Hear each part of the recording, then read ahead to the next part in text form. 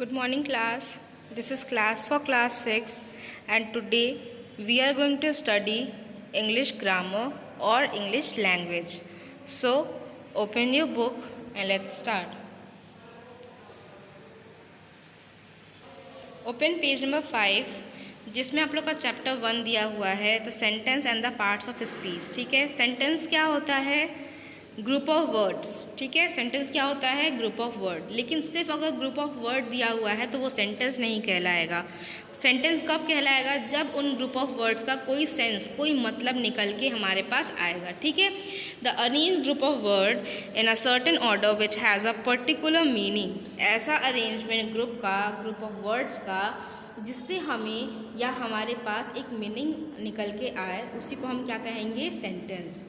जैसे हम इस चीज़ को एक बार पढ़ लेते हैं। My name is Freddie Jacob. Cricket is my favourite game that is most popular in our country. Do you like this game? Oh, I forgot to ask your name. What is your name? Please tell me. We use sentence to declare something, to ask question, to order, to request, and to express certain feeling, etc. Thus, through group of sentences, we communicate each other as it is explained in above paragraph. मतलब कह रहा है कि sentence जो है वो कुछ declare भी कर सकता है, अपने बारे में कुछ बता भी सकता है, क्वेश्चन भी पूछ सकता है, ऑर्डर कर सकता है, रिक्वेस्ट कर सकता है, या अपने जो सडन फीलिंग्स है उन्हें भी व्यक्त कर सकता है, जैसा कि हम लोगों ने ऊपर वाले पैराग्राफ में पढ़ा। तो इस तरह से हम कह सकते हैं कि अगर जो सेंटेंसेस हैं हमारे, ठीक है, वो अरेंज इस तरह से हैं, उनके वर्ड्स इस तरह से रखे हुए हैं कि उनका मतलब हमें पता चल रहा है, तो उन्हें हम सेंटेंस कहेंगे।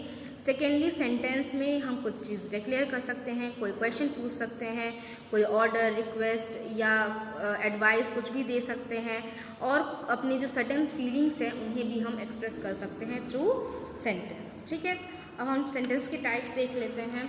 काइंड्स ऑफ सेंटेंसेस कितने होते हैं? काइंड्स ऑफ सेंटेंसेस 4 होते हैं। ठीक है, फर्स्ट है असर्टिव। फर्स्ट असर्टिव को हम डिक्लेरेटिव या असर्टिव सेंटेंस दोनों बोल सकते हैं। डिक्लेरेटिव एंड असर्टिव सेंटेंस क्या होता है? नाम से पता चल रहा है, जो भी सेंटेंस कुछ डिक्लेयर करे, कोई फैक्ट अपने बारे में या कोई कंडीशन, उसी को हम क्या कहेंगे? डिक्लेरेटिव या असर्टिव सेंटेंस। इट में आइदर भी अफर्मेटिव और नेगेटिव। ये अफर्मेटिव मतलब पॉजिटिव सेंटेंस भी हो सकता है और नेगेटिव सेंटेंस भी हो सकता है। अब अपने बारे में कुछ नेगेटिव भी तो हो सकता है कि मुझे कोई चीज़ नहीं पसंद हो, तो ये भी तो अपने बारे में डिक्लेयर करना ही हुआ ना। तो अपने बारे में किसी चीज़ को बताना या किसी भी चीज़ के बारे में कुछ भी इंफॉर्मेशन देना, कोई कंडीशन बताना, क्या कहलाता है? डिक्लेरेटिव या असर्टिव सेंटेंस। ये पॉजिटिव में भी हो सकता है, नेगेटिव में भी हो सकता है। एग्जाम्पल ले लेते हैं। Alice is walking in the park. Alice is walking the park. एलिस के बारे में बताया जा रहा है कि एलिस क्या कर रहा है? पार्क में वॉक कर रहा है। तो ये तो हमारा अफर्मेटिव हो गया, पॉजिटिव सेंटेंस। अब Alice is not walking in the park. अभी भी यहाँ पे एलिस के बारे में ही बताया जा रहा है, लेकिन ये बताया जा रहा है कि वो वॉक नहीं कर रहा है। तो यहाँ पे जो सेंटेंस है वो कौन सा सेंटेंस हो जाएगा? निगेटिव डिक्लेरेटिव सेंटेंस या निगेटिव असर्टिव सेंटेंस। ठीक है, थर्ड एग्जाम्पल है Pooja knows how to ride cycle. Pooja जानती है कि साइकिल कैसे चलाया जाता है, या पूजा साइकिल चलाना जानती है। तो ये हमारा अफर्मेटिव असर्टिव सेंटेंस हो गया। Pooja does not know how to ride cycle. Pooja के बारे में ही बात की जा रही है, लेकिन यहाँ पे क्या है? निगेटिविटी है, नॉट लग गया है, तो यहाँ पे क्या हो जाएगा? Negative assertive sentence. सेकेंड है इंट्रोगेटिव। इंट्रोगेटिव मतलब जहाँ पे भी जिस भी ग्रामर में या कहीं पे भी आप इंट्रोगेटिव सेंटेंस सुन लो, इंट्रोगेटिव वर्ड सुन लो, इसका मतलब उस सेंटेंस में क्वेश्चन पूछा जा रहा है। चाहे वो इंट्रोगेटिव सेंटेंस हो, चाहे वो कोई भी इंट्रोगेटिव एडजेक्टिव हो सकता है, इंट्रोगेटिव कुछ प्रोनाउन हो सकता है, तो वहाँ पे आप समझ जाइए कि सेंटेंस में क्या पूछा जा रहा है? क्वेश्चन पूछा जा रहा है। ठीक है, अब देखिए इंट्रोगेटिव सेंटेंस में हम या तो helping verb, yes no question वाले जो होते हैं, is, am, are, was, were, has, have, had, do, does, इन सब से अगर पूछा जा रहा है तो हमारा येस नो क्वेश्चन बन जाएगा। और अगर हम लोग डब्ल्यू फैमिली क्वेश्चन मतलब हाउ, व्हेन, व्हाट, वेयर, ये सब का यूज़ कर रहे हैं, डब्ल्यू फैमिली क्वेश्चन का यूज़ कर रहे हैं, तो भी वो इंट्रोगेटिव सेंटेंस ही कहलाएगा। ठीक है, जैसे फर्स्ट एग्जांपल देखो, do you teach English in the college. क्या तुम इंग्लिश पढ़ाते हो कॉलेज में? तो वो क्या वो उसका आंसर क्या होगा? Yes I teach English in college, या तो no I do not teach English in college. तो इसका आंसर जो है वो या तो येस में आएगा या तो नो में आएगा। How will you solve this sums. अब इसका आंसर जो है वो येस नो में नहीं आ सकता, क्यों? क्योंकि ये डब्ल्यू फैमिली क्वेश्चन का से स्टार्टिंग हुआ है। ठीक है, थर्ड है imperative. And imperative sentence makes an order, request और एडवाइस। इम्परेटिव सेंटेंस से ऑर्डर पता चलता है, हम पढ़ के हम बता सकते हैं कि इसमें या तो ऑर्डर किया जा रहा है, या तो रिक्वेस्ट किया जा रहा है, या एडवाइस दिया जा रहा है, कमांड दिया जा रहा है। ठीक है, इसमें पहचानने का सबसे बेहतर तरीका क्या है कि इसमें सब्जेक्ट नहीं होता है। ठीक है, सबसे पहले तो हमें यही जानना है कि सब्जेक्ट और प्रेडिकेट क्या होता है। सब्जेक्ट प्रेडिकेट क्या होता है, अगर सेंटेंस में हमारा दिया हुआ है कि कोई काम है, जैसे हर सेंटेंस में वर्ब तो होगा, कुछ ना कुछ हो रहा होगा, खाना पीना, बैठना, उठना, जागना, जो भी चीज़ें, तो वो किसके द्वारा किया जा रहा है। अगर दिया हुआ है तो वो इंसान या वो चीज़ जिसके द्वारा वो वर्ब किया जा रहा है उसी को हम सब्जेक्ट कहेंगे। ठीक है, जैसे अगर फर्स्ट सेंटेंस देखें, Alice is walking in the park, तो इसमें वर्ब क्या है, वॉकिंग, चला जा रहा है। वॉकिंग क्या है, हमारा वर्ब है। किसके द्वारा किया जा रहा है, एलिस के द्वारा किया जा रहा है, तो एलिस हमारा क्या हो जाएगा, सब्जेक्ट। ठीक है, तो जिसके द्वारा भी वर्ब किया जाता है उसको हम क्या कहेंगे, सब्जेक्ट। इंट्रोगेटिव में पहला एग्जांपल देखो, do you teach English in the college. यहाँ पे टीच क्या है, पढ़ाना क्या है, हमारा वर्ब है। किसके द्वारा किया जा रहा है, यू के द्वारा किया जाता है। यू हमारा क्या है, सब्जेक्ट। लेकिन इम्परेटिव में कभी भी हमारा सब्जेक्ट नहीं रहता है। ठीक है, इसमें जो सब्जेक्ट रहता है वो क्या रहता है, हाइड। सिर्फ कभी कभी प्लीज़ में जो है वो कभी कभी हम जो है सब्जेक्ट का यूज़ कर लेते हैं। Otherwise order, request, command, advice, सब में जो है हमारा मोस्टली इम्परेटिव सेंटेंस में हमारा सब्जेक्ट नहीं लगता है। ठीक है, कभी कभी रिक्वेस्ट में जैसे प्लीज़ लगा हुआ है तो भी हमारा जो है कभी कभी वर्ब नहीं लगता है। ठीक है, जैसे please tell me your address, तो इसमें कहाँ है, सब्जेक्ट तो नहीं है इसमें। ठीक है, तो आप इस तरह से भी इम्परेटिव को पहचान सकते हो। जिस भी सेंटेंस में अगर हमारा सब्जेक्ट नहीं दिया हुआ है और उसमें यू कहीं ना कहीं हमारा क्या होता है, हिडन होता है, छुपा हुआ होता है, तो उससे हम इम्परेटिव कहेंगे। एक्सक्लेमेटरी मतलब एक्सक्लेमेटरी ऐसे सेंटेंसेस होते हैं जिससे हमें एक स्ट्रॉन्ग फीलिंग या सडन फीलिंग के बारे में पता चले। जैसे wow we have done it, alas she has lost her purse, how sad news you brought. ठीक है, तो ये सारी चीज़ें क्या है, एक स्ट्रॉन्ग और सडन फीलिंग के बारे में बताता है। तो इसमें हम क्या कह सकते हैं, एक्सक्लेमेटरी सेंटेंस बोल सकते हैं। तो आई होप आप लोग को ये क्लियर हो गया होगा। सेंटेंस क्या होता है, sentence is a group of words या अरेंजमेंट ऑफ वर्ड्स जिससे हमें कंप्लीट सेंस मिले। ठीक है, सेंटेंस जो है वो कैसा हो सकता है, डिक्लेयर फॉर्मेशन में भी हो सकता है, डिक्लेयर फॉर्म में भी हो सकता है, क्वेश्चन के फॉर्म में भी हो सकता है, ऑर्डर, रिक्वेस्ट, एडवाइस, कमांड के भी फॉर्म में हो सकता है, या उससे हमें सडन फीलिंग के बारे में पता चले, या कोई अगर एक्सप्रेस करे सडन फीलिंग तो उसके बारे में भी हमें पता चलता है। अगर डिक्लेयर किया जा रहा है कोई चीज़ तो उसे हम क्या कहेंगे, असर्टिव। क्वेश्चन पूछा जा रहा है तो उसे हम कहेंगे इंट्रोगेटिव, और ऑर्डर, रिक्वेस्ट, एडवाइस, कमांड किया जा रहा है तो उसे हम कहेंगे इम्परेटिव, और अगर सडन फीलिंग या सडन कोई स्ट्रॉन्ग फीलिंग है तो उसे हम क्या कहेंगे, एक्सक्लेमेटरी सेंटेंस। यहाँ तक आप लोग को समझ में आ गया होगा।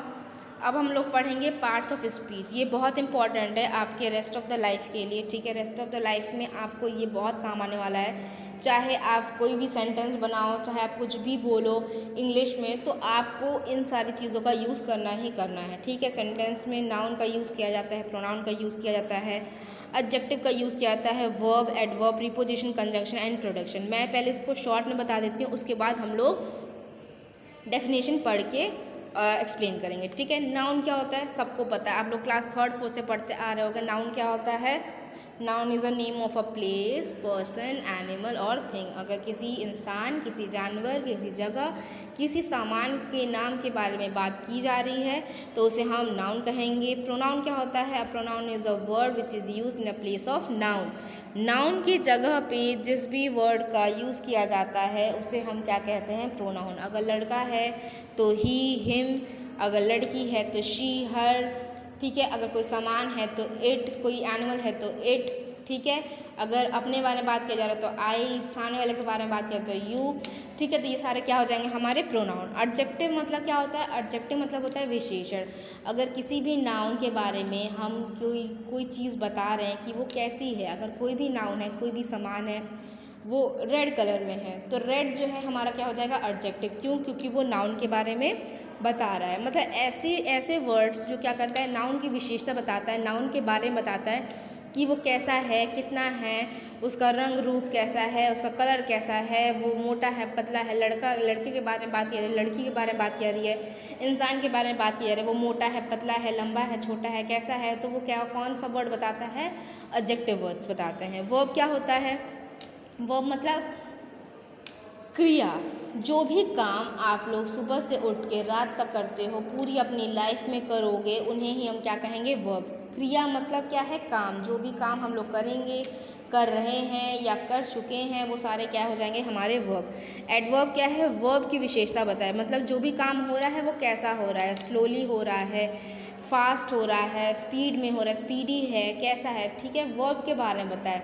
एडजेक्टिव कौन क्या है, जो नाउन के बारे में बताए, नाउन कैसा है कैसा नहीं है। एडवर्ब क्या है, जो वर्ब के बारे में बताए, वर्ब के बारे में, वर्ब की जो एडजेक्टिव है, वर्ब कैसा हो रहा है, चल रहा है, रुक गया है, धीमे हो रहा है, तेज़ हो रहा है, उन्हें हम क्या कहेंगे, एडवर्ब। प्रीपोजिशन क्या होता है, प्रीपोजिशन मतलब ऐसे वर्ड्स जो क्या कर सकते हैं, दो सेंटेंसेस को जोड़ते हैं, लेकिन एक सेंटेंस जो है एक दूसरे सेंटेंस पे कहीं ना कहीं डिपेंडेंट रहता है, ठीक है। दो सेंटेंस को जोड़ते हैं, लेकिन दोनों सेंटेंस जो हैं वो कहीं ना कहीं कंप्लीट नहीं होते हैं एक दूसरे के बिना। मतलब जो प्रीपोजिशन है वो उस जो पहला सेंटेंस रहेगा उसको, और दूसरे सेंटेंस में वो दूसरा सेंटेंस वो पूरा नहीं रहेगा, ठीक है, उसमें कोई ना कोई नाउन या प्रोनाउन दिया रहेगा, उसके साथ सेंटेंस का जो पहला पार्ट है अगर उसके बीच में रिलेशनशिप बताए तो उसे हम क्या कहेंगे, प्रीपोजिशन। इसको हम एग्जाम्पल के साथ देखेंगे। कंजंक्शन क्या है, सबसे ईजी रहता है दो वर्ड्स को जोड़ने वाला, दो सेंटेंसेस को जोड़ने वाला या दो फ्रेजेस को जोड़ने वाले को हम क्या कहेंगे, कंजंक्शन कहेंगे। दोनों वर्ड जो है अलग अलग रहेंगे, दोनों सेंटेंसेस के फुल मीनिंग रहेंगे, दो फ्रेजेस रहेंगे, ठीक है। अब दोनों को जोड़ने वाला अगर अलग अलग लिखा जाए तो उनके प्रॉपर मीनिंग निकलते हैं, और उन दोनों सेंटेंसेस को, दो वर्ड्स को, दो फ्रेजेस को जोड़ने वाले को हम क्या कहेंगे, कंजंक्शन कहेंगे। इंटरजेक्शन क्या है, interjection is equal to exclamatory, ठीक है। अगर कोई सडन फीलिंग है, कोई स्ट्रॉन्ग फीलिंग है जिसे आपको व्यक्त करना है सेंटेंस के थ्रू, उसे हम क्या कहेंगे, इंटरजेक्शन पढ़ेंगे। अब हम लोग डेफिनेशन के साथ साथ देख लेते हैं, ठीक है। In the sentence, when we analyze the word, we find that each and every word perform a peculiar task. According to their task, these words are divided, which are known as part of speech. हर एक sentence अगर देखेंगे तो हम analyse करेंगे कि उसमें जो word है वो कुछ ना कुछ एक टास्क ज़रूर कर रहा होता है, ठीक है। या तो वो नाउन होगा, या तो वो प्रोनाउन होगा, या तो एडजेक्टिव होगा, या तो verb, adverb, preposition, conjunction, interjection, कुछ ना कुछ उसमें ज़रूर होगा, ठीक है, सेंटेंस में। अकॉर्डिंग टू देयर टास्क, अब उसके उनके टास्क के हिसाब से वर्ड्स को जो है पार्ट्स ऑफ स्पीच में डिवाइड किया गया है। पहला क्या है हमारा, नाउन। नाउन हम लोगों को सबको पता है, a noun is a word which names a person, place, animal and thing, object about which we can see, touch, feel, smell और टेस्ट, ठीक है। ऐसी चीज़ें, ऐसे person, animal, place, thing, object के नाम जिन्हें हम देख सकते हैं, टच कर सकते हैं, फील कर सकते हैं, स्मेल कर सकते हैं या टेस्ट कर सकते हैं। एग्जाम्पल में sparrow, peacock, pigeon, tiger, camel, horse, girl, Aman, man, ये सारे क्या हो जाएंगे, हमारे नाउन हो जाएंगे। प्रोनाउन क्या है, a pronoun is a word which is used in place of noun. ऐसे वर्ड्स जो नाउन की जगह पे यूज़ हो, जैसे हमने अभी कहा लड़की के लिए क्या यूज़ होता है, शी, हर, ठीक है, हर्स, और लड़का अगर है तो ही, हिज, हिम, ये सारे क्या है वो लड़के के लिए यूज़ होता है। अगर खुद के लिए यूज़ करें तो आई, माइन, मी, ये सारे क्या हो जाएंगे अपने लिए। सामने अगर कोई दूसरा इंसान है तो यू, योर्स, अगर हम बहुत सारे लोग हैं तो वी, आवर्स, ठीक है। तो ये सारे क्या है जो है ऐसे वर्ड्स हैं जो नाउन की जगह पे यूज़ किया जाता है, ठीक है। अगर लड़की के बारे में बात की जा रही है तो शी का यूज़ हम कर सकते हैं, because we don't repeat the same noun again and again. और हम प्रोनाउन का यूज़ क्यों करते हैं नाउन की जगह, क्योंकि हम बार बार जो है एक ही अगर पैरा लिख रहे हैं उसमें बार बार हम नाउन का यूज़ नहीं कर सकते। जैसे मान लीजिए आप लोग एग्जाम्पल में खुद को ले लीजिए, अगर आपने लिखा माई नेम इज़ प्रिया, या कुछ भी आप लोगों ने लिखा माई नेम इज़ प्रिया, आई कहते हैं ना, हम हमेशा जब भी कोई पैराग्राफ लिखते हैं तो हम हमेशा लिखते हैं ना माई नेम इज़ प्रिया या माई नेम इज़ वॉट एवर, जो भी आपका नाम है। उसके बाद आप लिखते हो ना कि आई स्टडी इन क्लास 6, फिर I love to spend time with friends, ठीक है। ऐसे बोलते हो ना कि आप ऐसे बोलते हो कि my name is Priya, Priya studies in class 6, Priya loves to, ऐसे तो आप नहीं बोलते हो, ठीक है। खुद के नाम की जगह आप इसका यूज़ करते हो आई। इसी तरह से हम जब किसी और के बारे में बात कर रहे होते हैं, जैसे शी इज़ राकेश, अगर लड़का है तो ही का यूज़ करते हैं हम, he loves to watch movies, he likes to play cricket, तो हम ही का यूज़ किसी जगह कर रहे हैं, राकेश के नाम की जगह पे कर रहे हैं, ठीक है। तो इसी तरह नाउन के नाम की जगह पे अगर हम किसी वर्ड का यूज़ करें तो उसे हम प्रोनाउन कहेंगे। एडजेक्टिव को हम डिस्क्राइबिंग वर्ड भी कह सकते हैं। एडजेक्टिव क्या होता है, अगर वो नाउन या प्रोनाउन को मॉडिफाई करें, उनके बारे में बताए कि वो कैसा है। जैसे she is a wise girl, girl यहाँ पे क्या है, हमारा नाउन है, बताया जा रहा है गर्ल कैसी है, वाइज चतुर है, दिमागदार है, दिमाग है उसके पास, बुद्धिमान है, तो वाइस क्या हो जाएगा हमारा एडजेक्टिव है। द मिल्क इज़ हॉट, यहाँ पे मिल्क क्या है, हमारा नाउन है, बताया जा रहा है वो कैसा है, गर्म है, हॉट है। वर्ब हम लोगों ने पढ़ा, वर्ब मतलब क्या है, काम, जो भी काम हम अपनी डेली लाइफ में कर रहे हैं, कर चुके हैं या करेंगे, उन्हें हम क्या कहेंगे, वर्ब। जैसे अब वर्ब में जो है वो दो तरह के होते हैं, एक होता है हेल्पिंग वर्ब, एक होता है मेन वर्ब, जो हम लोग वर्ब के चैप्टर में बाद में पढ़ेंगे। लेकिन आप लोग जान लीजिए, is, am, are, was, were, has, have, had और विल, शैल, ये सारे क्या है, हमारे हेल्पिंग वर्ब्स हैं, ठीक है। ये जो है सिर्फ सेंटेंस को पूरा करने के लिए जो है इस वर्ब का यूज़ किया जाता है, ठीक है। अदरवाइज जो हमारे जो वर्ब्स रहते हैं, जैसे कुछ भी रहेगा, डूइंग, वॉकिंग, टॉकिंग, टेलिंग या पेंटिंग, पेंटेड, जो भी रहेगा वो हमारे क्या है, मेन वर्ब रहेंगे। मतलब मेन हमारा जो काम है उसको हम मेन वर्ब कहेंगे। सेंटेंस को कंप्लीट करने के लिए जिन वर्ड्स का यूज़ हम करते हैं, जिन्हें हम किसी भी कैटेगरी में नहीं रख सकते हैं, चाहे नाउन, प्रोनाउन, एडजेक्टिव, एडवर्ब में, तो उसे हम क्या कहेंगे, हेल्पिंग वर्ब कहेंगे। एडवर्ब क्या है, जो वर्ब की विशेषता होता है, वर्ब जो है वो कैसा हो रहा है, पेंट जो है वो कैसा किया जा रहा है, खूबसूरती से किया जा रहा है, धीरे किया जा रहा है, तेज़ किया जा रहा है, कैसे किया जाए, बहुत बार किया जा रहा है, कैसा किया जा रहा है, तो उसे हम क्या कहेंगे, एडवर्ब कहेंगे। जैसे एग्जांपल देख लेते हैं, शी वॉक्स फास्ट, वॉक्स यहाँ पे क्या है, हमारा वर्ब है, वॉक्स क्या है, हमारा वर्ब है। अब वो चल कैसे रही है, तेज़, फास्ट चल रही है, तेज़ चल रही है, तो यहाँ पे फास्ट क्या हो जाएगा, हमारा एडवर्ब हो जाएगा। शी वर्कड क्वाइट स्लोली, यहाँ पे जो वर्ब है वो क्या है, यहाँ पे क्वाइट और स्लोली दोनों हमारा क्या हो जाएगा, एडवर्ब हो जाएगा। क्यों, क्योंकि ये वर्क के बारे में बताया जा रहा है कि वो काफ़ी धीरे जो है वो काम कर रही है, ठीक है। प्रीपोजिशन, अब प्रीपोजिशन ही मैंने बताया था कि मैं एग्जांपल के साथ बताऊंगी। A preposition is a word और a group of word which shows it relation with another noun और pronoun, phrase and some other parts of sentences. Word like in, word, for, out, between, among, beside, across, upon, by, at, into, on, इन are preposition, ठीक है। Preposition क्या है, group of word है जो क्या करता है, जहाँ पे लगा होता है उसके पहले वाले सेंटेंस में और उसके बाद के नाउन या प्रोनाउन में रिलेशनशिप बताता है। जैसे दे आर गोइंग, दे क्या है, हमारा सब्जेक्ट है, आर गोइंग हमारा प्रीपोजिशन है, ये तो एक सेंटेंस हो गया। द फियर क्या है, हमारा सिर्फ एक सब्जेक्ट है, इसमें कोई भी प्रीपोजिशन नहीं है, सिर्फ नाउन है। तो दे आर गोइंग और द फियर में जो रिलेशन है वो कौन बना रहा है, टूवर्ड्स, तो इसलिए टूवर्ड क्या हो जाएगा, preposition. The cow is under the tree, जो द काउ है, ठीक है, मतलब रिमेनिंग पार्ट जो है, ज़रूरी नहीं है कि जो पहला पार्ट है वो फुल सेंटेंस होगा, मे बी वो आधा ही सेंटेंस हो। The cow is under the tree, the cow is क्या हो गया, हमारा पहला सेंटेंस हो गया, सब्जेक्ट हो गया। द ट्री जो है हमारा नाउन हो गया, उसके साथ रिलेशन, दोनों के बीच में रिलेशन कौन बना रहा है, जो वर्ड अंडर है वो हमारा रिलेशन बना रहा है, ठीक है। कंजंक्शन को कनेक्टर भी कहा जाता है। कंजंक्शन अभी बताया, जो भी दो वर्ड्स, दो फ्रेजेस, दो क्लॉजेस को ऐड करें उन्हीं को हम क्या कहेंगे, कंजंक्शन कहेंगे। जैसे ही एंड हिज फ्रेंड, ये दोनों क्या है, हमारा नाउन है, दो वर्ड है, इसको एंड जोड़ा है। He is a good dancer, he is not popular, ये दो सेंटेंसेस हैं, इन्हीं का क्या कर रहा है, बट जो है वो वर्ड जोड़ रहा है। इंटरजेक्शन हमने अभी बताया कि एक्सक्लेमेटरी वर्ड, जो भी सडन फीलिंग्स है उसको जो शो करे उसी को हम क्या कहेंगे, इंटरजेक्शन। उसमें सबसे इम्पॉर्टेंट क्या है, एक तो वर्ड्स लगते हैं प्लस एक्सक्लेमेशन मार्क ज़रूर लगता है, alas, oh, bravo, gorgeous, wow, for example, ठीक है, ये सारे। जैसे what a wonderful car it is, इसमें देखो एक्सक्लेमेशन मार्क लगा हुआ है, ठीक है। Alas, he has lost his bag, इसमें भी देखो एक्सक्लेमेशन मार्क लगा हुआ है। तो इंटरजेक्शन में एक्सक्लेमेशन मार्क ज़रूर लगता है, ठीक है। तो यहीं पे आप लोग का ये चैप्टर ओवर होता है। अब आप लोग ओपन करिए अपनी कॉपी और उसमें आप लोग नोट डाउन करिए अपना जो क्वेश्चन आंसर है उसको लिखिए। चैप्टर सबसे पहले तो डेट लिखे, यहाँ पे आप लोग सबसे पहले आज का डेट लिखेंगे यहाँ पे। उसके बाद लिखेंगे chapter 1 the sentence and the parts of speech. फिर उसमें लिखोगे first question, define sentence with example. Answer है the arrange group of words in a certain order which has a particular meaning is called sentence. Example, birds build nest in the trees, how are you.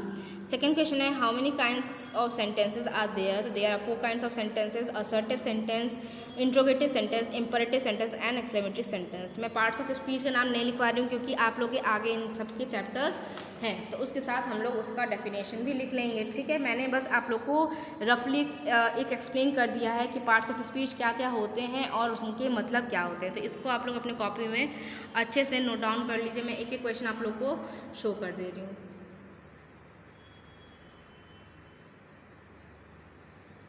आप लोग possible है तो इसका screenshot ले लीजिए ताकि बाद में भी आप इजीली आराम से लिख सकें। ठीक है,